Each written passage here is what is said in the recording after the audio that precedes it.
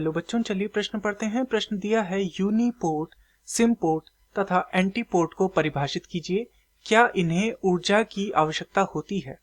तो इस प्रश्न में हमसे यूनिपोर्ट, सिमपोर्ट तथा एंटीपोर्ट के विषय में पूछा गया है, उनकी परिभाषा पूछी गई है। तो इस प्रश्न की जो मुख्य अवधारणा इस प्रश्न की है वह है यूनिपोर्ट, सिमपोर्ट तथा एंटीपोर्ट इनको परिभाषित करने के विषय में है।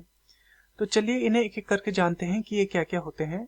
तो पहला है यूनिपोर्ट। तो ये जो तीनों ही है, पहले तो ये तीनों ही जो कणों का संचरण होता है उसके ये तरीके हैं। तो यूनिपोर्ट में क्या होता है, अणुओं का परिवहन एक दूसरे पर निर्भर नहीं करता। अणु का जो परिवहन होता है वह परस्पर निर्भर नहीं होता, यानी कि एक दूसरे पर निर्भर नहीं करता है। यहाँ पर अणुओं का परिवहन किसमें, यूनिपोर्ट में निर्भर नहीं करता।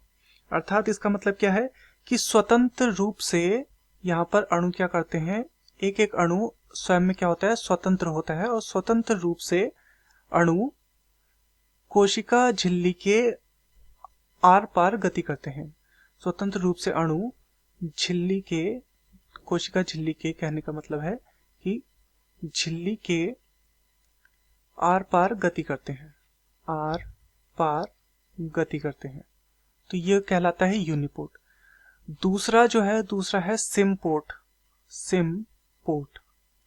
सिमपोर्ट में क्या होता है, सिमपोर्ट में कुछ वाहक या प्रोटीन ऐसे होते हैं जो कि केवल दो अणुओं को साथ जाने की अनुमति देते हैं। दो अणु को साथ जाने की अनुमति देते हैं, अर्थात दो ही अणु झिल्ली के पार इसमें जा सकते हैं यदि वो दो अणु साथ हैं।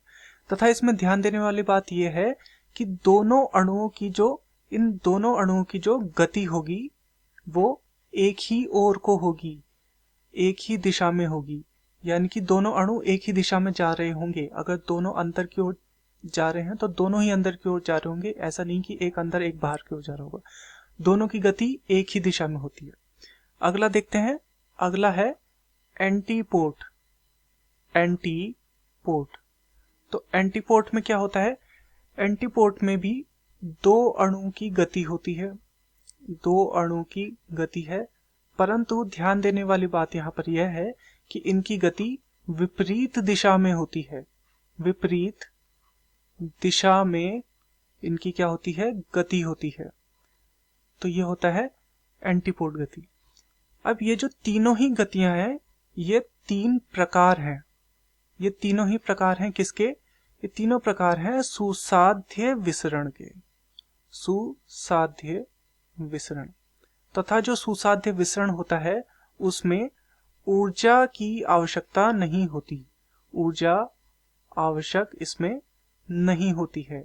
इस कारण से ये तीनों ही जो गतियां हैं ये बिना ऊर्जा के संपन्न होती हैं। तो इस प्रश्न में हमसे यूनिपोर्ट, सिमपोर्ट तथा एंटीपोर्ट को परिभाषित कीजिए पूछा गया था तथा क्या इन्हें ऊर्जा की आवश्यकता होती है।